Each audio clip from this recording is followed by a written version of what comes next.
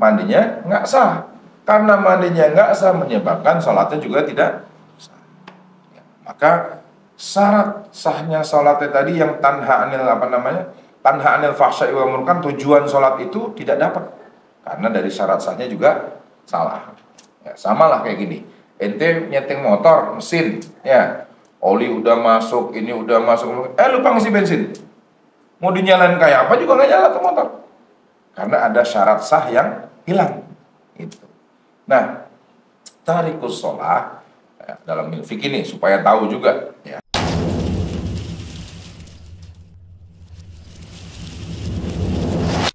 Muhammad bin Abdullah wa ala Rasulullah sallallahu alaihi wasallam wa ala ashabihi ajma'in radin arwah aba ikhwani min al-anbiya wal mursalin wal malaikati al-muqarrabin min ar-rahmat bin khadijah al-kubra Fatimah az-Zahra Aisyah radhiyallahu ta'ala anha amin. ثم روى سلطان الشريفين سيدنا الحسن وسيدنا الحسين سليمان ورحمة الله الخلفاء الراشدين سادتنا أبي بكر وعمر وعثمان وعلي وبقية الصحابة القرابة أجمعين ثم الأرواح الأولياء والشهداء والصالحين سادتنا آل أبي علي سيدنا المهاجر رحيم عيسى سيدنا أصحاب عبد الحكيم محمد بن علي وعلي وشهد بن عبد الرحمن سجاد بن محمد بن الدولي وصولهم وقرن الشيخ محمد بن عبد الرحمن سجاد أحمد بن سكران بن الرحمن سجاد الحبيب علي بن سكران الحبيب عبد الله عز وجل بن سكران الحمد لله ورسولهم وقرآن ثم إلى أرواح الشيخ بكر بن سالم وأولاده وإخوانه ومسلمين صاحب راد القطب الأنفاس الحبيب عمر بن عبد الرحمن الرشيعاني والضبار والسليم وقرآن ثم إلى الرحمن الحداد الحبيب عبد الله بن علاوي الحداد وابن الحسن محمد بن سالم بن محمد بن زيد الحمشي صاحب الكتاب سبيل النجاح سيد سالم بن سمر الحضرمي ثم المشارحين الرجاء السيد أحمد بن الشاطري ووصولهم وقرن ثم السيد غالب الحبيب علي بن رحمة سكان بن رحمة بن غالب السكان ووصولهم وقرونهم ثم الرجاء من الجنة وأنفعنا بأسرار من ورهم وعلومهم ونفعنا في الدين والدنيا والآخرة ثم الواحي آبائنا وأمهاتنا أجدادنا جداتنا أعمامنا عماتنا أخواننا خالتنا مشايخنا في الدين وأصحابنا لمن حبنا فيك لمن أحسن إلينا والمؤمنين والمؤمنات والمسلمين والمسلمات الأحياء منهم والأموات صاحب المقام صاحب المصلى وصلى وقرن يقول لهم يرحمون الفاتحة على ما نوينا وعلى ما نبي أسلافنا ومنا ومن سيد الوالد الحبيب علي بن رحمة الله بين حضرة النبي وآله ومن والاه المسلمين الفاتحة أعوذ بالله من الشيطان الرجيم بسم الله الرحمن الرحيم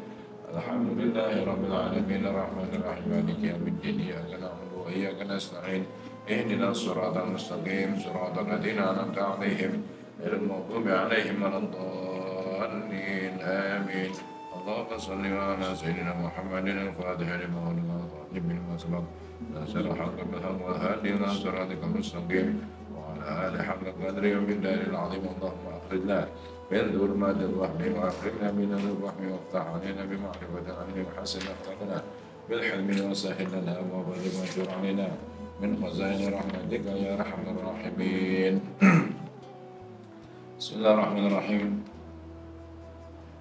الحمد لله رب العالمين والعاقبة للمتقين ولا عدوان إلا على الظالمين والصلاة والسلام على سيد المرسلين وإلى المحمدين Sayyidina Maulana Muhammadin wa ala alihi wa sahbihi ajma'in, amma ba'du. Bersyukur pada Allah Subhanahu wa taala pada kesempatan malam hari ini kita masih dapat hadir di majelis rutin Ahad malam Senin. Insyaallah semua ini adalah penyebab dari turunnya rahmat dan naungan Allah Subhanahu wa taala untuk kita semuanya, untuk orang-orang sekitar kita. Masih dalam pembahasan kitab fikih, sudah selesai mengenai babul ibadah, khususnya kitab sholat. Ya, jadi setelah ini masuk kepada kitabul janaiz, mengenai jenazah, apa yang harus dilakukan oleh kita semuanya. Namun sebelum kita masuk kepada jenazah, ada beberapa hal yang perlu kita sampaikan juga, ya, mengenai tarikus sholat, orang yang meninggalkan sholat. Ya. Di kitab ini nggak ada beberapa keterangan dari kitab yang lainnya, termasuk dalam kitab At-Taqrir As-Sadidah.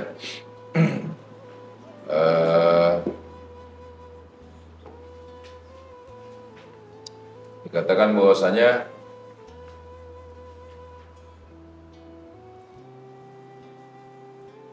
min min akbaril kabair, dari satu di antara dosa besar adalah meninggalkan sholat. Jadi pentingnya sholat itu kan, kata Rasulullah Sallallahu Alaihi Wasallam, awwalu ma yuhasabu bihil abdu yaumil qiyamah as-sholat. Jadi jadi tolak ukur untuk seseorang itu amalannya seperti apa. Yang pertama dihisab adalah sholatnya dulu. Jadi bisa menjadi, kalau sholatnya baik tentu akan menghasilkan yang baik. Nah, kalau ada pertanyaan bagaimana ada orang sholat tapi juga masih bermaksiat. Contoh misalnya, dia sholat, habis sholat dia berzina, ntar ini sholat lagi malamnya, biasa kayak biasa 5 waktu jalan. Ya, 5 waktunya jalan tapi juga maksiatnya nggak berhenti. Gitu ya. Berarti kualitas sholatnya belum sampai pada tahapan dia bisa tanha anil fahsyai wal munkar. Jadi kalau sholat itu harus punya tolok ukur. Kalau sholat kita belum bisa menghilangkan ya maksiat kita, berarti sholatnya belum benar. Kalau sholatnya ternyata bilang aku sudah bagus kok sholatnya, oh iya, cek dulu wudunya, cek istinjanya. Jadi nyambung tuh, karena sholat itu satu kesatuan dengan syarat sahnya. Misalnya istinja, seperti apa ceboknya? Jangan-jangan ada cipratan tuh. Padahal syarat sahnya sholat satu diantaranya adalah suci badannya, suci pakaiannya, suci tempatnya. Ya. Atau misalkan karena istinjanya nggak benar, ya, mandi wajibnya nggak benar. Ini banyak nih orang mandi wajib yang masih belum paham. Mandi wajib itu tidak diperbolehkan adanya barang apapun bentuknya yang ya, menyampuri air. Waktu orang lagi mandi, kan cuma 2 rukunnya. Pertama niat mandi junub udah hafal aja. Haid bisa, nifas bisa, melahirkan, suci dari melahirkan bisa. Kemudian dia jima bisa, ya. Pokoknya semua itu boleh diniatkan dengan nawaitul ghusla li raf'il hadatsil akbar, udah selesai. Ya, nawaitul janabah sudah selesai. Ya. Ghusl janabah udah diangkat semuanya. Enggak harus menyebutkan sholat untuk haid, suci dari haid. Sholat untuk nifas. Ya, cukup dengan mengucapkan nawaitul ghusla li raf'i hadatsil akbar lillahi ta'ala. Udah niat tuh. Yang keduanya adalah ta'mimul ma' fil badan. Ya. Mengumumkan, menyeluruhkan, merapikan, meratakan air di seluruh badannya. Nah, ketika menyiramkan tadi, itu nggak boleh ada barang yang nyampur dengan air. Kadang-kadang, mohon maaf, kita sampoan sambil mandi. Ini dipahami nih. Jadi waktu lagi mandi junub itu jangan sampai tercampur di badan kita sesuatu. Misalnya sampoan, sabunan, itu belakangan. Ya, itu untuk membersihkan. Kecuali kalau dia mau mulai dari awal, sebelum mandi junub, sabunan dulu, mandi tapi sabunan, udah bersih semuanya kan, secara ininya bersih, baru kita wudhu. Habis wudhu kita mandi junub, boleh. Apakah dia bisa langsung sholat? Selama tidak membatalkan hal yang membatalkan sholat, melakukan hal yang membatalkan wudhunya, boleh.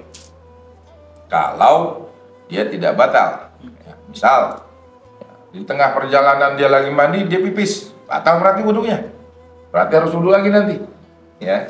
Nah, mandinya itu jangan sampai gini. Kadang dulu kita di pondok juga dulu nggak paham, namanya anak belajar, antara mau ngirit sama pelit, ya, sampo ditaruh di kepala, padahal lagi junub nih, samponya taruh di kepala, kan nggak ketahuan teman-teman kan, PPC deh. Nggak ketahuan bawa sampo nih kita. Ya kalau taruh di sini kan, bagi dong sampo, bagi-bagi. Antara ngirit sama pelit.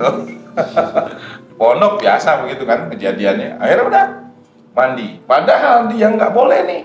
Ketika nawaitul ghusl hadas, airnya udah tercampur dengan sampo. Ya. Jadi mandi dulu sampai bersih semua tentang lipatan-lipatan di badan kita. Rambut mau itu tipis maupun tebal, beda dengan wudhu. Kalau lagi wudhu kan boleh hanya di sela-selai. Jenggot tuh tebal itu bukan karena nggak kelihatan. Kalau kita lagi begini nih, kulit aneh nggak kelihatan. Ini kulit aneh kalau masih kelihatan, namanya tipis. Bukan karena panjangnya, bukan. Kan ada juga yang sedikit terus mekar gitu kan, karena emang model rambutnya apa namanya gimbal gitu kan, keluar nggak bukan rambut yang jatuh ya. Nah itu berarti dikatakan masih tipis. Kalau jenggotnya itu masih terlihat nih, kulit jenggotnya masih terlihat, berarti tipis. Bukan masalah itu banyak kok, bukan ya. Ketika lagi duduk begini kelihatan jenggotnya masih kelihatan, berarti masih tipis ya. Maka dalam wudhu pun wajib kena kulitnya. Nah ketika mandi, mau itu tebal ya, mau itu tipis, lipetan apapun wajib kena ya. Makanya orang kalau mandi jinabah itu sedikit lama, karena memang harus memperhatikan kuku, sela-sela kuku nih, bawahnya kuku juga harus kena semua air. Jadi kalau mandi nggak usah jebur-jebur aja, pelan-pelan, kanan dulu liatin ya. Kalau ada sesuatu yang menghalangi harus hilang dulu, dihilangin. Boleh sambil kita hilangin ya, udah hilang terus lipetan ketiak, ini perut ya, kaki, sela-sela jari, baik tangan maupun kaki ya. Nah telinga nih juga, atau pusar. Ada orang sebagian yang apa namanya pusarnya dalam, harus kena, dibasahin. Jangan sampai mandi aja tapi pusarnya nggak kena, berarti mandinya nggak sah. Karena mandinya nggak sah menyebabkan sholatnya juga tidak sah.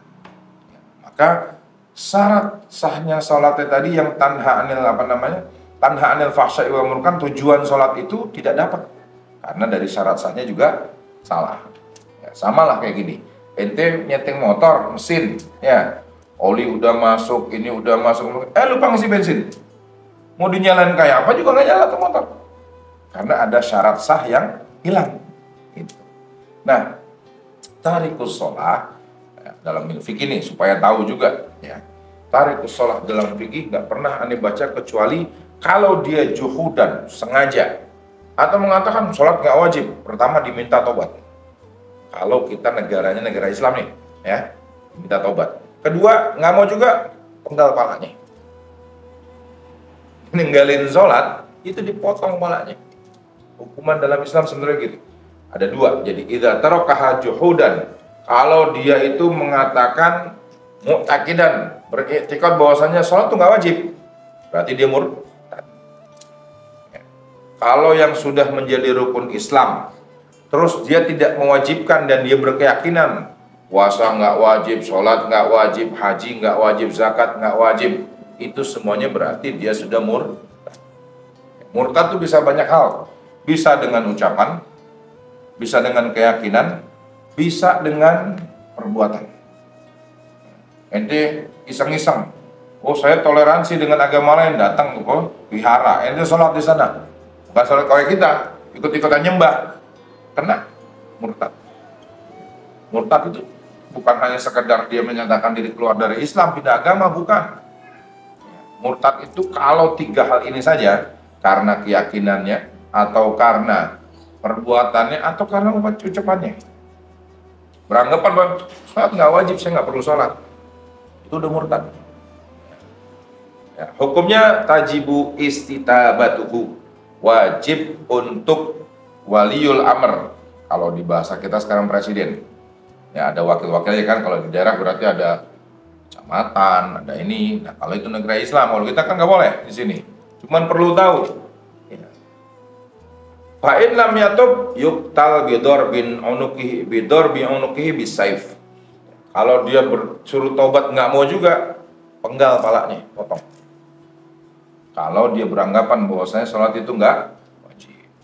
Beda kalau dia idza tarakaha kasalan ya, suruh sholat, tar dulu malas nih, sampai waktunya udah mepet, sampai mau masuk waktu lagi baru dia sholat ya, itu beda ya. Disunnahkan ya, dengan apa namanya, untuk bertobat juga disunnahkan, suruh tobat yang begitu modelnya ya. Kalau yang pertama tadi itu nggak ada, kalau dia itu juhudan, maksudnya sengaja, dia nggak mengakui bahwa sholat itu wajib, maka tidak ada bedanya antara laki-laki dan perempuan ya. Kalau dia ternyata matinya harus dipenggal ya, matinya harus dipotong palanya, wala tajuzu sholat alaihi, nggak boleh nyolatin dia. Hukumannya. Aneh itu kadang bingung di masyarakat. Ada orang nggak sholat, tiba-tiba Ustaz diundang sholat jenazah si fulan, sholatnya juga enggak. Nyolatin enggak, suruh orang lain aja, aneh sibuk. Supaya apa? Supaya kita menyatakan bahwasanya orang alim tidak ridho dengan perbuatan itu. Orang yang nggak alim silahkan nyolatin, gitu. Tapi kalau kita yang nyolatin, kita tahu dia nggak pernah sholat, bahkan sampai kayak gitu, nggak boleh. Nggak boleh. Nggak boleh di sholatin, wala yajibu ghusluhu wa takfinuhu wa dafnuhu. Juga nggak wajib dimandiin, nggak wajib dikafanin, nggak wajib dipendem, nggak wajib ditanam tuh orang kayak begitu. Orang murtad karena meninggalkan sholat, dia menyatakan sholat itu nggak wajib. Itu nggak wajib hukumnya dalam fikih. Kita nyembayangin dia nggak boleh, mandiin dia nggak wajib, ngafanin nggak wajib. Nah, terus kemudian nguburin, apalagi? Artinya apa? Kan ada tuh kita kemarin yang ada di awal yang tarikus sholah, orang yang meninggalkan sholat kan ada tuh, termasuk yang tarikus sholah.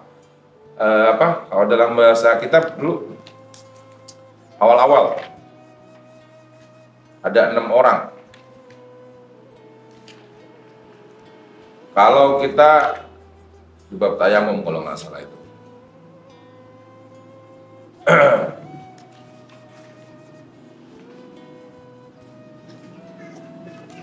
Termasuk di dalamnya tarikus sholah.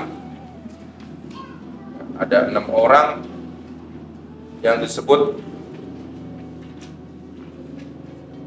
dia nggak harus dikasih air ketika dia haus.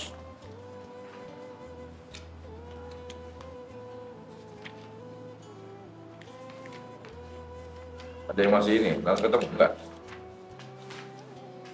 Ada 6 orang di situ.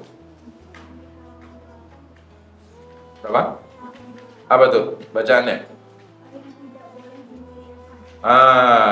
Yang tidak boleh. Babnya Bapak Fasal? Tayamum kan betul ya? Ya.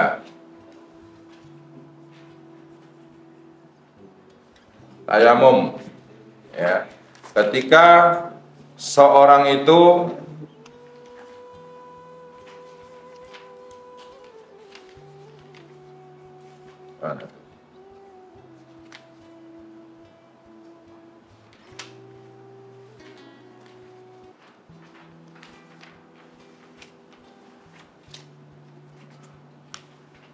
coba dibacakan yang itu. Ibaratnya seperti apa?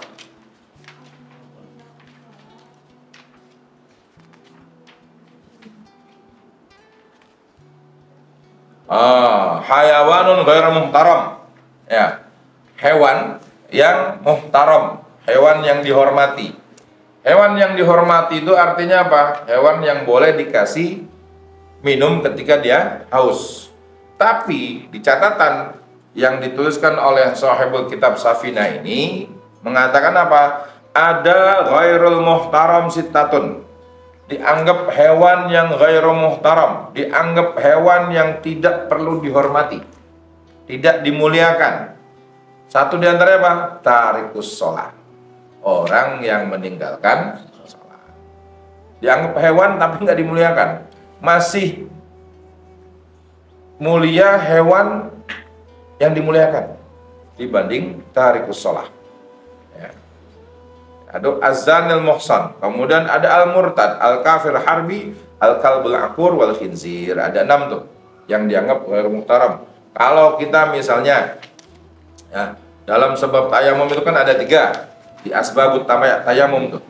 Ya, ada faqdul ma, nggak adanya air, kemudian ada al-marad karena sakit, kemudian karena al-ihtiyaj ilaihi li atoshin hayawanin muhtaram. Butuhnya air untuk kita kasih minum hayawan yang dimuliakan, ya, hayawan yang dimuliakan. Kemudian mu'alif bilang ghairul muhtaram sitatun. Jadi gampang, yang muhtaram yang mana? Selain yang 6 ini, gitu, ya. Yang dianggap hewan mulia adalah selain yang 6 ini. Yang pertama adalah tarikus sholat, orang yang meninggalkan sholat. Kemudian az-zanil muhsan. Zanil muhsan adalah orang berzina tapi dia sudah menikah dengan nikah yang sah. Namanya zanil muhsan. Ya, beda dengan zani ghairul muhsan. Ya. Kemudian ada al-murtad, orang murtad. Kemudian al-kafir harbi, kafir harbi kayak Israel tuh. Kita lagi punya air, ya. Ada orang Israel nih, Yahudi Israel yang lagi perang nih, datang ke kita, Pak minta air Pak, saya haus. Kita boleh nggak ngasih dia biar dia mati? Karena dianggap ghairu muhtaram, ya, kafir harbi. Wal kalbul akur, anjing liar yang nggak ada yang miliki, ya. Wal khinzir, dan juga binatang babi, ya. Setara tuh orang yang meninggalkan sholat sama orang murtad. Orang murtad, misalkan kita punya tetangga, naudzubillah min dzalik, dia keluar dari Islam, kita diminta untuk nyolatin, dia murtad, nggak boleh disolatin. Kita nggak wajib, muslim bukan urusan kita. Kitabul Janaiz yang akan kita terangkan ini khusus buat muslim dan muslimah saja. Ya, nanti situ ada orang syahid. Syahid itu bagi tiga. Ada syahid fid dunya wal akhirah, ada syahid dunya, ada syahid akhirat. Ya, khusus yang dunia akhirat, khusus yang syahid dunia saja, khusus yang akhirat saja nantinya. Ya. Nah, orang yang meninggalnya dikarenakan kena penggal, kena potong palanya, atau harus dikisos lah bahasa kita ya, harus dikisos dikarenakan dia itu meninggalkan sholat, maka la tajuzu sholatu alaih, ya, tidak diperbolehkan sholat atas dia, ya. Kemudian wala yajibu ghusluhu, kita nggak wajib mandiin. Coba mayat nggak pakai dimandiin. Bahasa kita kan, kita nih sesama ini, bahasa agama ini untuk menertibkan kita semuanya. Nggak ada istilah kejam, ya, tidak ada istilah namanya kejam dalam agama. Semua sesuai dengan aturan Allah, ya. Orang-orang barat di sana mengatakan ini berarti melanggar hak asasi manusia karena membunuh. Dia ngebunuh orang sampai hari ini nggak apa-apa tuh. Nggak ada yang ngomong pelanggaran hak asasi manusia. Tiap hari dibunuh-bunuhin orang Palestina, nggak ngomong hak asasi manusia. Tapi ketika Islam menegakkan had, menegakkan agamanya, wow, ini hak asasi manusia. Yang perempuan nutup auratnya, hak asasi manusia. Begitulah cara mereka, ya, gitu. Nah, kalau misalkan orang yang meninggalkannya karena malas, nggak mau sholat, disuruh lagi nggak mau sholat lagi, ya karena malas, bukan karena dia punya keyakinan. Kalau yang punya keyakinan, enggak, oke, gue nggak wajib tuh sholat, nggak wajib. Yang penting gue beriman sama Allah, gue nggak wajib tuh sholat, itu sudah murtad. Tapi kalau dia malas, beda sama orang yang malas meninggalkannya, maka dia ditunggu sampai 3 hari. Masih nggak taubat juga, potong. Jadi tarikus sholah itu, ya, nggak ada harganya dalam Islam, karena dianggap tadi apa? Ghairu muhtaram. Udah hewan tapi ghairu muhtaram. Bayangin coba. Disetarakan dengan kalbun akur, anjing liar. Disetarakan dengan yang namanya al-khinzir, babi. Nggak perlu dimandikan, nggak perlu disolatkan, nggak perlu dikubur, terserah mau dianyutin kayak dikali. Ya, itu bahasa kitab nih, seperti ini. Tapi kan kejadiannya nggak begitu. Ya, makanya di sini, ya, kalau dia tidak tidak taubat juga, ya, harus dipotong kepalanya. Bedanya sama yang pertama tadi yang menyatakan bahwasanya sholat itu tidak wajib, ini tetap, ya, dia tetap dimandikan, tetap dikafankan, tetap disolatkan, tetap dikuburkan di kuburan orang-orang muslim. Kalau yang tadi, kubur aja tempat orang muslim kalau mau dikubur. Orang dia nggak mau sholat, dia menyatakan bahwa sholat itu tidak wajib, dia murtad, jangan dikubur di tempat kuburan orang muslim.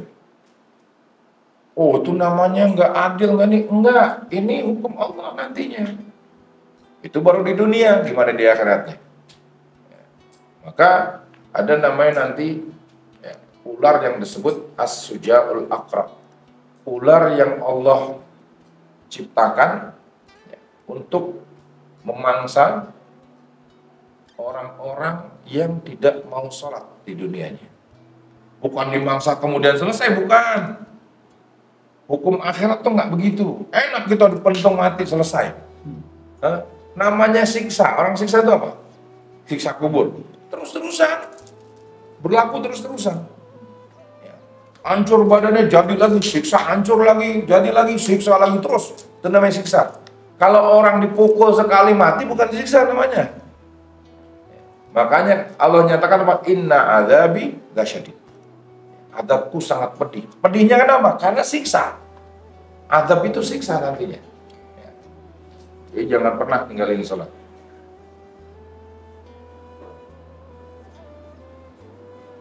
Begitupun kalau ada orang, saya nggak mau Jumatan, saya sholat duhur aja. Itu disebut tarikus sholat. Meninggalkan sholat. Karena Jumat dengan duhur berbeda. Ya, buat laki-laki khususnya. Perempuan boleh nggak sholat Jumat? Boleh. Tapi tidak boleh mendirikan Jumat. Sholat Jumat ngikut jadi makmum boleh. Ya. Tapi kalau mendirikan Jumat, misal satu kampung rawa nih semuanya kampungnya perempuan protes, kita mau bikin Jumatan sendiri, tetap nggak sah. Nah, kita mau saingan sama yang laki-laki, kenapa? Yang laki khotbahnya lama katanya. Tetap nggak sah. Ya, itu tarikus sholat. Ya. Jadi dalam Islam tuh ditata sebegitu rapinya. Tidak usah diotak-atik. Sesuatu yang sudah dimaklumi, tidak usah diotak-atik. Ya. Pertama, orang belajar yang namanya istinja. Belajar cebok dulu yang benar. Sudah itu nanti belajar tentang wudhu, belajar tentang mandi junub, ya mandi besar, masuk bab haid, bab nifas, bab melahirkan. Kan kita masih anak-anak, belum menikah. Namanya orang belajar supaya pengetahuan setelah dewasa, oh iya, saya sudah mengalami nih.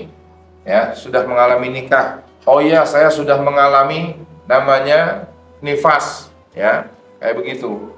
Baru ngerti nantinya. Nah, kata Al-Habib Salim bin Abdullah bin Umar Syatiri, rahmatul abrar, ada 3 hal.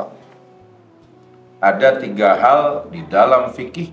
Kalau dia belum mengalaminya, dia nggak bakal paham. Pertama adalah ngurus jenazah. Mandiin jenazah, ngafanin jenazah, nggak semua orang bisa. Ya, nggak semua orang bisa. Amil jenazah tuh, yang biasa mandiin jenazah, itu ada ilmunya tersendiri. Teorinya ada, tapi prakteknya bukan hal yang mudah. Kedua, haji. Haji mau teorinya matangnya kayak apa? Ketika turun di medan perangnya, turun di medan hajinya, mana namanya ya lam-lam, mana yang namanya ini, bingung. Apalagi sekarang, perubahan yang begitu hebatnya. Setiap tahun aja orang haji masih bisa bingung. Kenapa? Hari ini masih ada, tahun depan udah nggak ada bangunan, ganti. Ya, perluasan Masjidil Haram yang sekarang Masya Allah luas kayak apa tahu itu. Ya. Yang ketiga, nikah. Tentang nikah.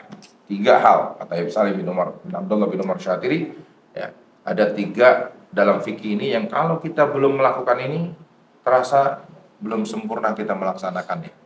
Ya, terasa belum ngerti seperti apa sih, ya, terkhusus mandiin mayit nantinya. Dan sini ada nanti kitab janaiz.